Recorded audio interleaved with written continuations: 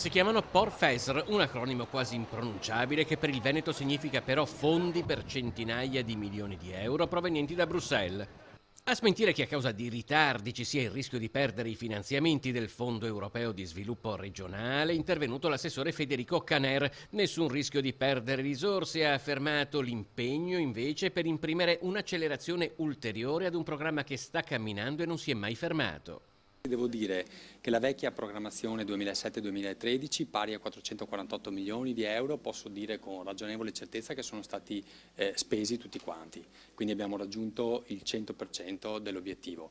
E per quanto riguarda la nuova programmazione, invece 2014-2020, abbiamo già dato avvio a 12 bandi e abbiamo già impegnato 60 milioni di euro, più altri 40 relativi alla banda larga da realizzare sul territorio, quindi un complessivo di 100 milioni di euro.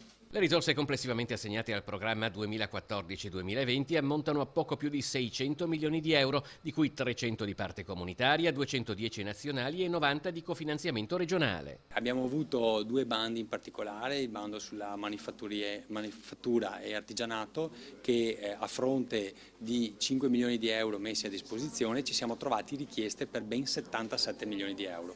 Questo significa che c'è tanta fame nel territorio, richiesta da parte delle imprese, e questo è anche positivo. Certo, problemi non ne sono mancati, come per i cosiddetti click day, quelli in cui le domande delle aziende arrivano tramite i computer via internet. In alcuni bandi, soprattutto quello della manifattura, ripeto, a fronte di 5 milioni messi a disposizione sono arrivate richieste per 77 milioni. Questo ha fatto sì che in 5 secondi si sono andate a esaurire le risorse messe a disposizione, perché purtroppo alcune aziende hanno utilizzato un sistema software legato robotizzato che sparava più impulsi per una stessa domanda. Però devo anche dire che tutto sommato il sistema ha retto.